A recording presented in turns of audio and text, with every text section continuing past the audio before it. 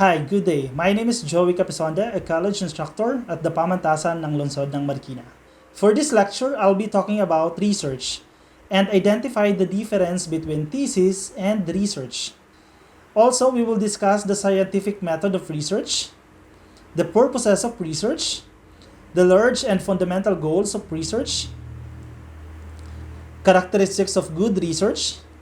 Also, we will discuss different kinds and classifications of research. And lastly, I will give an overview of the PLMAR Research Manual.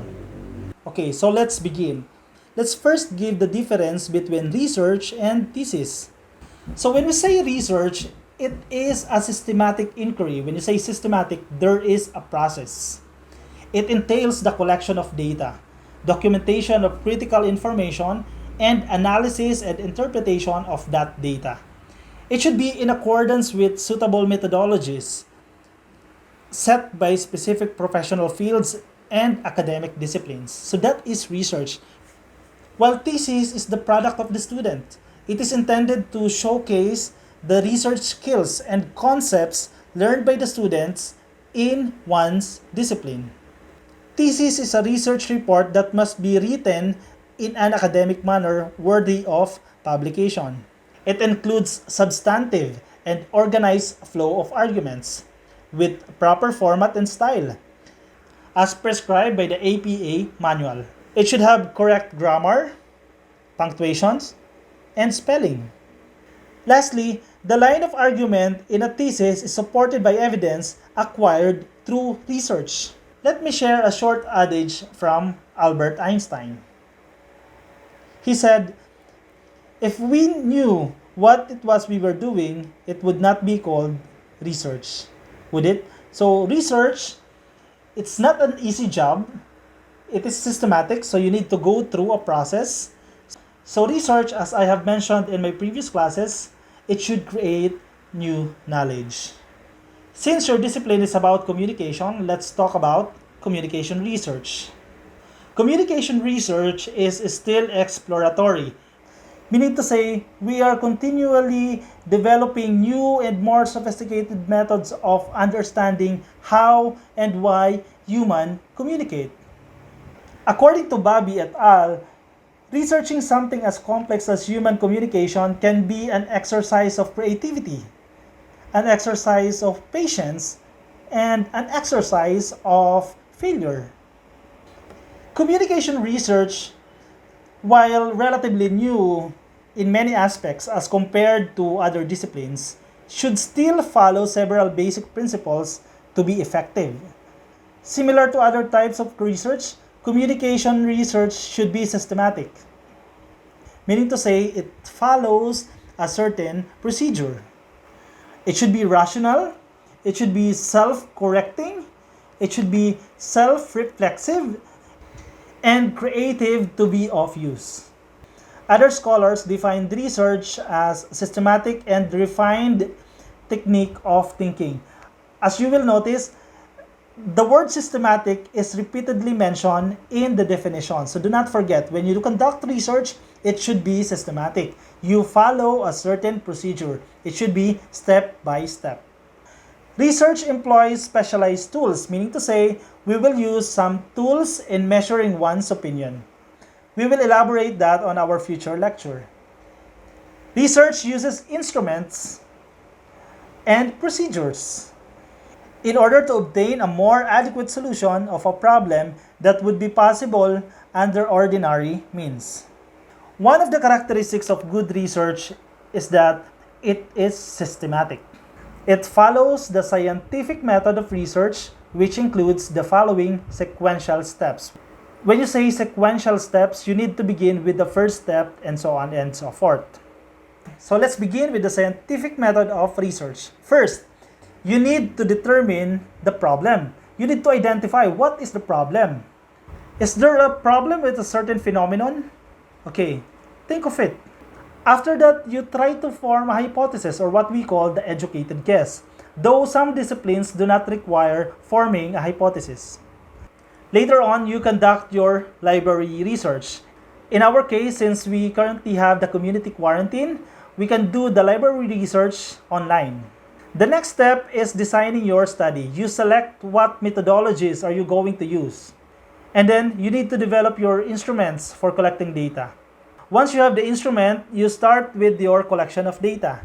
And then, once you have that data, you begin with analyzing that data, and you may now proceed with determining the implications and conclusion from the findings that you have. Lastly, you make recommendations for further research. So we will discuss all these in details in our future lecture. So people are asking, what is the purpose of research? Why do we need to conduct research? Okay, mainly because, one, the principal purpose or goal of research is the preservation and improvement of the quality of human life. We conduct research because we want to improve the lives of the people. In our case, with the COVID-19 pandemic, we conduct research to develop vaccine. We conduct research to come up with a solution. Second, the purpose of research is to serve man. The people benefit from research. Third, the goal of research is good life. In the case of COVID-19, without this virus, we might have a good life. So that's the purpose of research. It serves us. It serves the people. On a wider perspective, let's talk about the large and fundamental goals of research. So there are 6. 1. Research satisfies one's craving for information or more understanding. We want to understand why that person acts the way he does. We want to understand why a certain phenomenon is happening. We need to improve our judgment. If we are informed, we can come up with a good decision.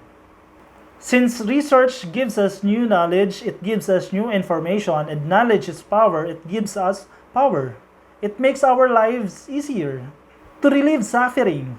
In the case of COVID-19, several countries are doing the research and coming up with a vaccine. So, once the vaccine is out, it will relieve sufferings of millions of people. Now, how can we say that a research is good? What are the characteristics of a good research? So I will be enumerating some characteristics of a good research. First, it starts with a problem. Okay, take note. It starts with a problem.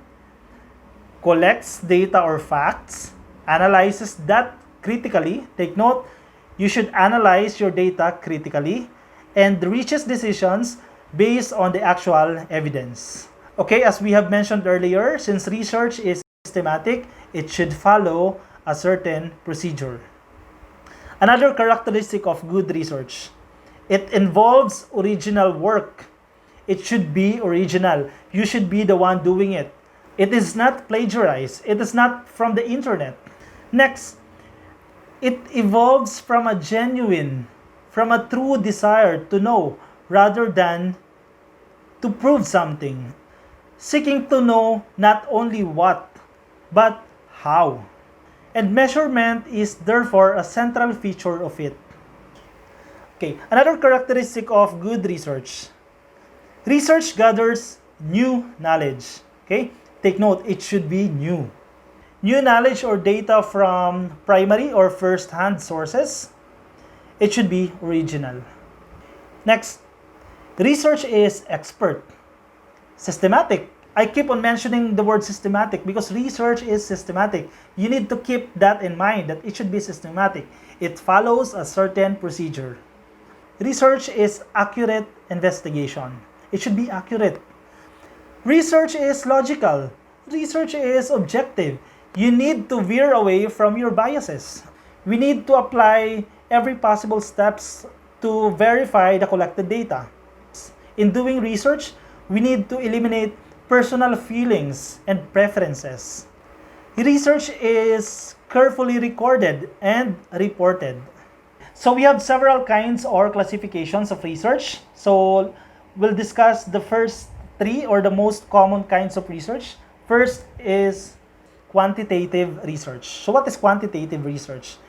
It is also called statistical research. It is the one in which inferential statistics are utilized to determine the results of the study. So we talk about numbers. We use figures to explain a certain phenomenon. Second is qualitative research. In qualitative research, the use of quantity or statistics is practically non-existent.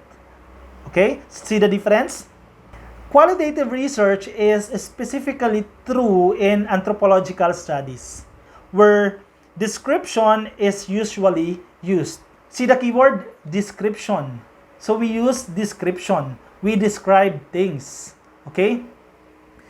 Descriptive data are gathered rather than quantitative data. So what's the difference? When we do qualitative research, we gather descriptive data, not quantitative data. So the third common is mixed methods. Mixed methods are more pragmatic in nature and usually based on the purpose of the research rather than the research question.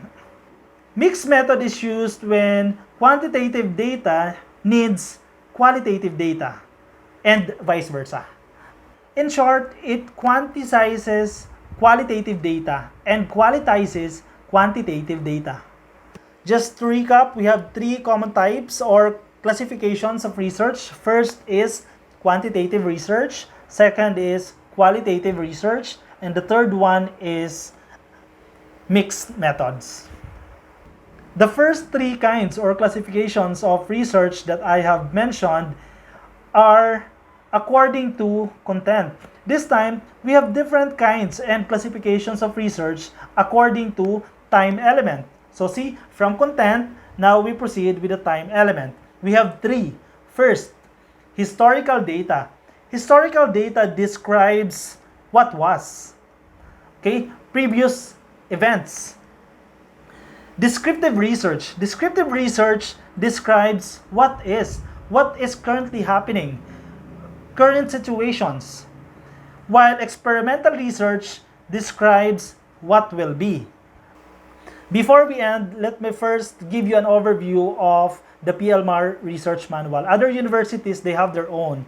So in your research paper, you are expected to, in a way, follow this format. So in the first chapter, which talks about the introduction, it touches the following concepts or subsections. In chapter 1, you need to produce your review of related literature and studies. Also, you have the theoretical and conceptual framework, which we will discuss in our future lectures. And then come up with the statements of the problem. What is your research problem? And do you have hypothesis?